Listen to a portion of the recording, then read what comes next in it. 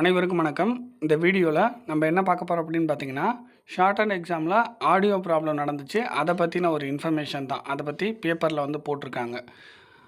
Dinamalar paper, ஓகேங்களா? Dinamalar paper பிப்ரவரி 21, 2024, ஓகேங்களா? இன்றைக்கி நியூஸ் பேப்பரில் தான் வந்திருக்கு. இந்த வீடியோ அப்லோட் ஆகிருக்கக்கூடிய இந்த நாளில் தான் இந்த நியூஸ் பேப்பரில் நியூஸ் வந்திருக்கு.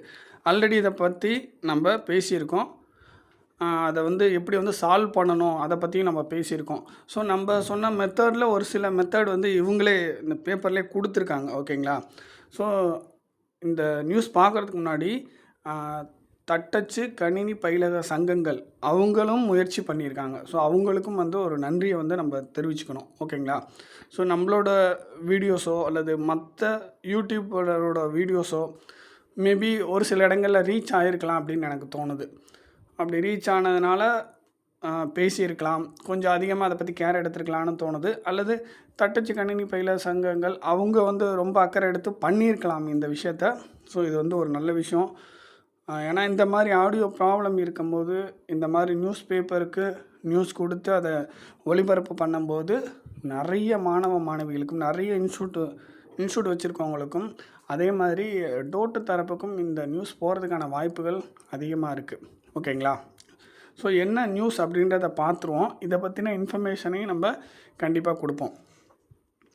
இங்கே பாருங்கள் என்ன கொடுத்துருக்காங்கன்னா, குளறுபடின்னு கொடுத்துருக்காங்க. மாநிலம் முழுவதும் நடந்த சுருக்கெழுத்து தேர்வில் முதல் 10 நிமிடம் தெளிவில்லா ஒளிபரப்புன்னு கொடுத்துருக்காங்க. ஓகே, இதை பற்றி நம்ம பேசுவோம். முதல் 10 நிமிடம்னு கொடுத்துருக்காங்க.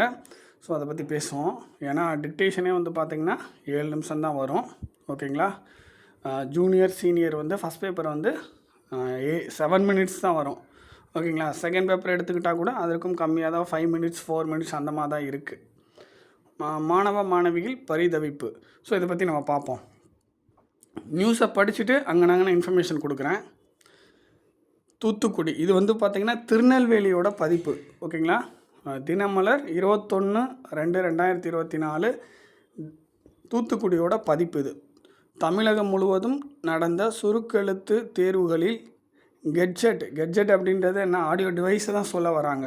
கெட்ஜெட்டுகள் சரியாக, அதான் என்ன பண்ணுவோம், கெட்ஜெட்டுகள் மீன்ஸ் அது ஆடியோ ஸ்பீக்கர். ஒரு இடத்துல மட்டும் இல்லை, நிறையா இடத்துல இந்த மாதிரி பாதிப்பு இருந்திருக்கு. சரியாக ஒளிபரப்பு செய்யாதால் மாணவ மாணவிகள் கடும் பாதிப்படைந்துள்ளனர் அப்படின்னு சொல்லியிருக்காங்க. அதுக்கப்புறம் கடந்த 11ஆம் தேதி சென்னையில் நடைபெற்ற சுருக்கெழுத்து தேர்வுக்கு 2 நாட்களுக்கு முன்னும் 9ஆம் தேதி தேர்வு மையம் திடீரென மாற்றியதால் பலர் தேர்வாளர்கள் பாதித்தனர்.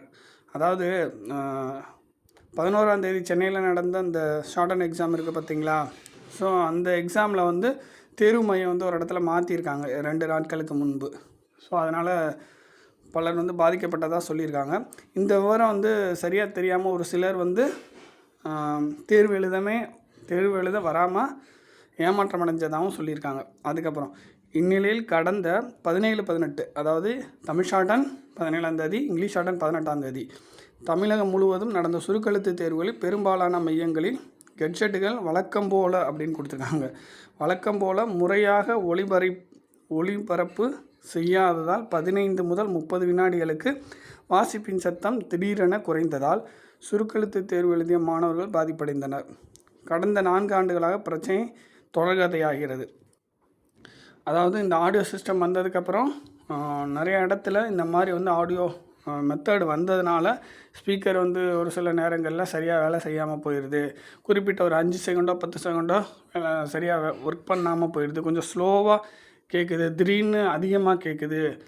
ஸோ இந்த மாதிரிலாம் பிரச்சனை வந்து இந்த ஆடியோ சிஸ்டம் வந்ததுக்கப்புறம் வந்துகிட்டே இருக்குது. சரியாக வந்து ப்ரொனன்சியேஷன் கேட்குறதில்ல, எக்கோ அடிக்குது. இதெல்லாம் வந்து ப்ரூஃபாகவே நடந்துகிட்ருக்கு. அது ப்ரூஃபாகவே இருக்குது. ப்ரூஃபாக மீன்ஸ் எப்படி சொல்கிறது, ஒரே மாதிரியான ஆடியோ தானே ப்ளே பண்ணுறாங்க. ஸோ அப்படி இருக்கிறப்ப ஒவ்வொரு இடத்துலையும் அந்த இருக்கக்கூடிய ஆடியோ டிவைஸ்னால் பாதிப்பு வந்து இருந்துகிட்ருக்கு. ஆடியோ மெத்தட் வந்ததுக்கப்புறம் இது ப்ரூஃபாகவே இருக்குது. எல்லாருமே இதை பார்க்குறாங்கல்ல, எல்லாருமே கேட்குறாங்க.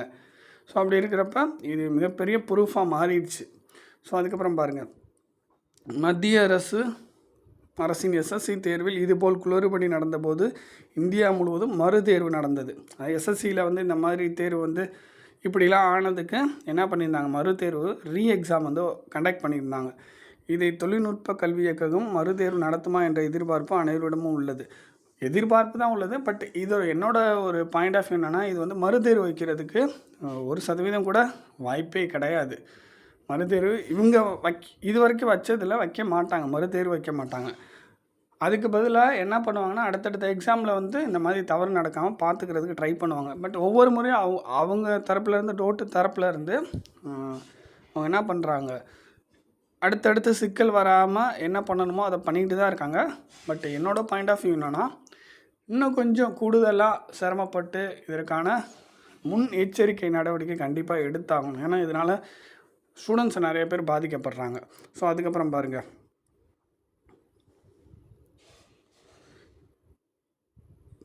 பராமரிப்பின்றி பழுதான கெட்ஜெட்டுகளை நீக்கி அதை அதிக கான்ஃபிகரேஷன் உள்ள கெட்ஜெட்டுகளை தொழில்நுட்ப கல்வி இயக்கம் பயன்படுத்த வேண்டும் அப்படின்ற மாதிரி சொல்லியிருக்காங்க. இது நம்ம ஆல்ரெடி ப்ரீவியஸ் ஒரு 3 வீடியோவுக்கு முன்னாடி நம்ம பேசியிருப்போம்.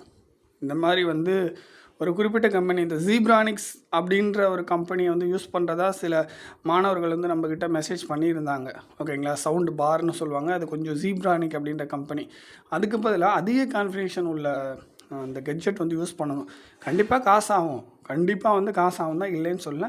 பட் காசானாலும் அதாவது தமிழகத்தில் எவ்வளவோ வந்து செலவாகுது. ஸோ இது படிக்கிறதுக்காக, மாணவர்களோட கல்விக்காக, மாணவர்கள் வந்து சரியாக எக்ஸாம் எழுதணுன்றதுக்காக செலவு பண்ணுறது ஒன்றும் தவறு இல்லை. ஸோ ஒரு நல்ல ஒரு ஹை குவாலிட்டி, ஒரு ஹை கான்ஃபிகரேஷன் உள்ள ஸ்பீக்கர் வந்து யூஸ் பண்ணாங்கன்னா நல்லாயிருக்கும். அதுக்கப்புறம் வந்து பார்த்திங்கன்னா, இந்த லேப் இருக்கும் பார்த்திங்களா, கம்ப்யூட்டர் லேப் மாதிரியான இடத்துல எக்ஸாம் வச்சாங்கன்னா இந்த மாதிரி ப்ராப்ளம் வருவதற்கு வாய்ப்புகள் குறைவு. அதாவது கம்ப்யூட்டர் லேப் மாதிரியான ஒரு அட்மாஸ்பியர், அந்த மாதிரி ஒரு இன்ஃப்ராஸ்ட்ரக்சரில் எக்ஸாம் நடத்துகிறாங்க அப்படின்னா நல்லாயிருக்கும். சிஸ்டமில் ப்ளே பண்ணி எழுதுகிற மாதிரி இருந்தாலும் கொஞ்சம் ஸ்பீக்கர் வச்சு எழுதுனா நல்லாயிருக்கும். கொஞ்சம் அதிகமான கான்ஃபிகரேஷன் உள்ள ஸ்பீக்கர் வாங்கி, இதுக்காக சிஸ்டம் வந்து வாங்கணும், இதுக்காக சரியான ஸ்பீக்கர் வாங்கணும், இந்த மாதிரி நீங்கள் கேள்வி கேட்கலாம். பட் ஏன்னா ஸ்டூடெண்ட்ஸ் 6 மாதம் படிக்கிறாங்க, அல்லது 4 மாதமாவது என்ன பண்ணுறாங்க, அடுத்த எக்ஸாமுக்கு படிக்கிறாங்க, நல்லா சின்சியராகவே படிக்கிறாங்க. ஒரு சில ஸ்டூடெண்ட்ஸை தவிர மோஸ்ட்லி நிறைய பேர் சின்சியராக படிக்கிறாங்க. ஸோ அப்படி இருக்கிறப்ப அவங்களோட இந்த 4 மாதம் உழைப்பு, அந்த 6 மாதம் உழைப்பு வந்து என்ன ஆகுதுன்னா, இந்த மாதிரி ஒரு ஆடியோ சிஸ்டம் ஃபெயிலியர்னால் அவங்க வந்து ஃபெயில் ஆகிறதுக்கான வாய்ப்புகள் அதிகமாக இருக்குது. இதுவே ஆடியோ சிஸ்டம் கரெக்டாக இருந்ததுன்னா இந்த ஃபெயில் பர்சன்டேஜ் வந்து என்ன ஆகும்னா கொஞ்சம் கம்மியாகும். பாஸ் பர்சன்டேஜ் கொஞ்சம் அட்லீஸ்ட் ஒரு 3 to 4% அல்லது 5% வரைக்குமாவது இன்க்ரீஸ் ஆகும். ஸோ அதனால் நல்லா ப்ராக்டிஸ் பண்ணுறவங்க பாதிக்கப்படுறாங்க. அதனால் ஒரு ஹை குவாலிட்டி, ஹை கான்ஃபிகரேஷன் உள்ள ஸ்பீக்கர் வந்து யூஸ் பண்ணணும். எனக்கு தெரிஞ்சு நான் என்ன சஜஸ்ட் பண்ணுறேன்னா, சோனி மாதிரியான ஒரு கம்பெனியில் ஸ்பீக்கர் வாங்கி யூஸ் பண்ணால் நல்லாயிருக்கும். பட் காஸ்ட்டு வந்து அதிகம்தான். இதை வந்து யார் சொல்லியிருக்கா அப்படின்னா, இங்கே பாருங்கள், அந்த அதிக கான்ஃபிகரேஷன் உள்ள அந்த கெட்செட் ஸ்பீக்கர் வந்து யூஸ் பண்ணணும்னு சொல்லிட்டு காமர்ஸ் இன்ஸ்டியூட் நடத்துவோர் வலியுறுத்தியுள்ளனர் அப்படின்னு சொல்லியிருக்காங்க. அதுக்கப்புறம் வந்து பார்த்திங்கன்னா 24, 25ஆம் தேதி நடைபெற உள்ள இந்த தட்டச்சு தேர்வுக்கு பல லட்சக்கணக்கான மாணவிகள் விண்ணப்பிச்சிருக்காங்க. ஸோ அப்படி இருக்கிறப்ப இன்னும் வந்து ஹால் டிக்கெட் வெளியில்லைன்னு சொல்லியிருக்காங்க. ஸோ இதெல்லாம் ஒன்றும் பிரச்சனை இல்லை, ஹால் டிக்கெட் கண்டிப்பாக வெளியிட்டுருவாங்க, இதெல்லாம் ப்ராப்ளமாக வராது. ஸோ அதுக்கப்புறம் வந்து தட்டச்சு தேர்வுகளில் தொடர்ந்து 5 தேர்வுகளில் பல்வேறு குளறுபடிகள், முறையான பிரிண்டிங் இல்லாத வினாத்தாள்கள் அளிக்கப்பட்டு வந்தது. வரும் பிப்ரவரி 24ஆம் தேதி நடக்க உள்ள தட்டச்சு தேர்விற்கு இதில் ஒரு இன்ஃபர்மேஷன் பாருங்கள், 1,98,000, அதாவது கிட்டத்தட்ட 2 லட்சம் பேர் விண்ணப்பிச்சிருக்காங்க. பாருங்கள், எண்ணிக்கை வந்து கூட்டிகிட்டே போகுது. 2016-17 காலகட்டத்தில் 70,000 80,000 பேர் தான் மொத்தமாக டைப்ரைட்டிங் எக்ஸாமுக்கு விண்ணப்பிப்பாங்க. அதாவது ஜூனியர், சீனியர், ஹை ஸ்பீடு எல்லாத்தையும் சேர்த்து தான் சொல்கிறேன், ப்ரீ ஜூனியர் எல்லாமே சேர்த்து தான். பட் இப்போ வந்து பார்த்திங்கன்னா அது எப்படி 2 மடங்குக்கு மேலே போயிடுச்சு பாருங்கள். 70,000 பேர் விண்ணப்பிச்சிருந்த காலகட்டம் 2016. இப்போ பாருங்கள் 2 லட்சம் பேர் விண்ணப்பிக்கிறாங்க. இதுக்கு முக்கிய காரணம் டிஎன்பிஎஸ்சி நடத்துகிற அந்த தேர்வில் டைப்பிஸ்ட்டாக போகலாம் அப்படின்ற ஒரு எண்ணத்தோடு தான் நிறைய பேர் டைப்பிஸ்ட் படிக்கிறாங்க, டைப்பிங் வந்து போகிறாங்க. தொடர்ந்து குளறுபடியை சந்திக்கும் இத்தேர்வில் குளறுபடிகளை நீக்கி மாற்றம் கொண்டு வர தொழில்நுட்ப கல்வி இயக்கக அதிகாரிகளுக்கு கூடுதல் இயக்குனர் ஆகியோருக்கு தமிழக முதல்வர், உயர்கல்வி அமைச்சர், தலைமை செயலர், ஆணையர் நடவடிக்கை எடுக்க வேண்டும். அதுக்கப்புறம் என்றும் கோரிக்கைகளை வலியுறுத்தி வணிகவியல் பள்ளிகள் சங்கங்கள் ஒருங்கிணைந்து கவனஈர்ப்பு போராட்டம் அந்தந்த மாவட்டங்களில் நடத்துவது என தமிழ்நாடு வணிகவியல் பள்ளிகள் சங்க நிர்வாகிகள் தெரிவித்துள்ளனர். அதாவது இந்த சங்கங்கள் இருக்காங்க பார்த்தீங்களா, அவங்கெல்லாம் சேர்ந்து அந்தந்த டிஸ்ட்ரிக்டில் வந்து இந்த மாதிரி சின்னதாக ஒரு போராட்டம் நடத்தலான்ற மாதிரி முடிவு பண்ணியிருக்கிறதா சொல்லியிருக்காங்க. ஓகேங்களா, இது வந்து உண்மையாகவே ஒரு நல்ல விஷயம். ஏன் அப்படின்னா, இந்த மாதிரி போராட்டம் இது வரைக்கும் நடத்தினதில்லை. ஒவ்வொரு டிஸ்ட்ரிக்ட்லையும் இதை நடத்துனாங்கன்னா கண்டிப்பாக இது பெரிய கவன ஈர்ப்பாக இருக்கும். ஸோ அடுத்தடுத்த எக்ஸாமில் ஒரு நல்ல கெட்ஜெட், ஒரு நல்ல டிவைஸ், ஆடியோ டிவைஸ் வந்து வாங்குறதுக்கான வாய்ப்புகள், இந்த மாதிரி போராட்டம் நடத்தினா இந்த வாய்ப்புகள் அதிகமாகும். ஓகேங்களா, ஸ்டூடெண்ட்ஸ் ஓரளவுக்கு நிறைய பேர் நல்லா ப்ராக்டிஸ் பண்ணாங்க. இந்த ஆடியோ சிஸ்டம் ஃபெயிலியர் ஆகாமல் இருந்தால் இன்னும் கொஞ்சம் அதிகமாக பாஸ் ஆவாங்க, அவ்வளோதான். ஸோ இந்த ஆடியோ டிவைஸ் கொஞ்சம் ஹை குவாலிட்டியாக, ஹை கான்ஃபிகரேஷன் உள்ள ஆடியோ டிவைஸ் வாங்கி எக்ஸாம் நடத்தினா நல்லாயிருக்கும். அது மட்டும் இல்லாமல் முன்னாடி நாள் வந்து ஸ்டாஃபை விட்டு செக் பண்ணணும். அது மட்டும் இல்லாமல் ஒரு 1 வீக் முன்னாடியோ அல்லது 1 மந்த் முன்னாடியோ நல்லா நீட்டாக செக் பண்ணால் நல்லாயிருக்கும். அப்படியும் இல்லையா, நோட்டிஃபிகேஷன் வர்றதுக்கு முன்னாடியே எந்தெந்த எக்ஸாம் சென்டரில் எக்ஸாம் எழுத போகிறாங்களோ, ஸோ அந்தந்த எக்ஸாம் சென்டருக்கு ஸ்டாஃபெல்லாம் அனுப்பி டெக்னிக்கலாக நடக்கக்கூடிய ஃபால்ட்டு வராமல் தடுக்கிறதுக்கு முன்னெச்சரிக்கை நடவடிக்கை மேற்கொள்ளணும். முன்னாடியே வந்து ஒரு மாதம் 2 மாதம் எக்ஸாம் நடக்கிறதுக்கு 2 மாதத்துக்கு முன்னாடியே போய் எக்ஸாம் சென்டரில் எந்த ஹாலில் வந்து டிக்டேஷன் நடக்குதோ அங்கே வந்து ஒரு ட்ரையல் மாதிரி அந்த எக்ஸாம் நடத்தக்கூடிய அதே முறையை வந்து பின்பற்றி அந்த ஆடியோ வந்து ப்ளே பண்ணி பார்த்தாங்கன்னா தான் அவங்களுக்கு தெரியும் ஏதாவது பாதிப்பு இருக்கா இல்லையான்ட்டு. முழுசாக ஸோ 1 நிமிஷம் 2 நிமிஷம் ப்ளே பண்ணால் தெரிஞ்சிக்காது. இதுக்கு முன்னாடி வருஷத்தோட கொஸ்டினை அப்படியே ஆடியோவாக ப்ளே பண்ணி ஒரு 7 நிமிஷம் அப்படியே ஃபுல்லாக ப்ளே பண்ணி பார்த்தாங்கன்னா தெரியும். 7 நிமிஷத்தோடு இல்லாமல் செகண்ட் பேப்பரையும் ப்ளே பண்ணி பார்க்கணும். ஹை ஸ்பீட் எக்ஸாமாக அங்கேயும் ப்ளே பண்ணி பார்த்தா தான் ஓகே எல்லாம் கரெக்டாக இருக்கா அப்படின்றது தெரிய வரும். ஓகேங்களா, ஸோ இந்த மாதிரி பண்ணால் நல்லாயிருக்கும். ஸோ அப்படி இருக்கும்போது ஏதாச்சும் ரொம்ப எக்கோ அடிக்கிற மாதிரி இருந்தாலோ, அதிகமான சவுண்டு வெளியிலேருந்து உள்ளே கேட்டாலோ, ஸோ எக்ஸாம் சென்டரை மாற்றியும் அமைக்கலாம். ஸோ இது ஏன் இவ்வளோ தூரம் நான் சொல்கிறேன்னா, இது வந்து பார்த்திங்கன்னா ஸ்டூடெண்ட்ஸோட லைஃப் வந்து அதிகமாக அஃபெக்ட் பண்ணுது. இப்போ எதனால் இப்படி நான் சொல்கிறேன் அப்படின்னா, இப்போ ரீசெண்டாக டிஎன்பிசி குரூப் 4 எக்ஸாம் அனௌன்ஸ்மெண்ட்டு தெரிஞ்சிருக்கும், நிறைய பேர் கேள்விப்பட்டிருப்பீங்க.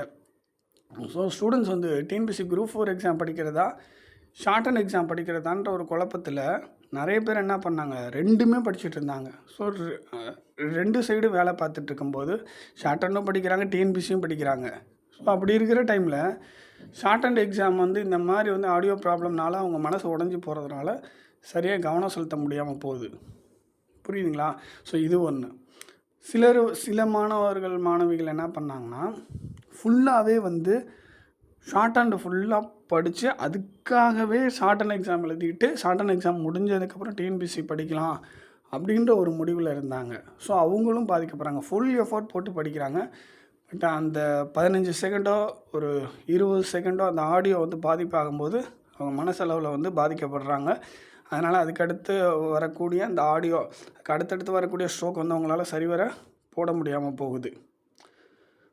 ஸோ இதை வந்து கண்டிப்பாக வந்து டோட் வந்து இதை பார்த்துட்டு ஒரு முன்னெச்சரிக்கை நடவடிக்கை மாதிரி எடுத்தாங்கன்னா நல்லாயிருக்கும். சில ஸ்டூடெண்ட்ஸ் வந்து ரீ எக்ஸாம் கேட்பாங்க. பட் என்ன மாதிரி ஆட்கள், நான் என்ன கேட்குறேன் அப்படின்னா, என்ன மாதிரி யூடியூபரோ அல்லது வந்து ஒரு கிளாஸ் நடத்துகிறவங்களோ அல்லது இன்ஸ்டியூட்டில் வேலை பார்க்குறவங்களோ, இன்ஸ்டியூட் நடத்துகிறவங்களோ, இவங்க மோஸ்ட்லி என்ன கேட்பாங்க, அடுத்தடுத்து சரியாக இருந்தால் பரவாயில்ல அப்படின்றது தான் கேட்பாங்க. நானும் அதை கேட்குறேன். அடுத்தடுத்து சரியாக நடந்தால் நல்லாயிருக்கும். அடுத்தடுத்து அந்த ஆடியோ டிவைஸ் சரி பண்ணி ஒரு ஹை கான்ஃபிகரேஷன், ஒரு ஹை குவாலிட்டி உள்ள ஆடியோ டிவைஸ் வாங்கி எக்ஸாமுக்கு வச்சாங்கன்னா நல்லாயிருக்கும். முன்னாடியே ஒரு 2 மந்த்ஸ் பிஃபோரே வந்து ப்ரீவியஸ் இயரோட கொஸ்டின் பேப்பரை ப்ளே பண்ண விட்டு செக் பண்ணியும் பார்க்கணும். இன்ஃப்ராஸ்ட்ரக்சர் அந்த சிச்சுவேஷனை வந்து அவங்க வந்து கண்டிப்பாக வந்து பார்க்கணும். பார்த்துட்டு ஏதாவது சரியில்லைன்னா எக்ஸாம் சென்டரை மாற்றி பார்க்கணும். ஸோ இதெல்லாம் பண்ணாங்கன்னா நல்லாயிருக்கும். தேங்க்யூ.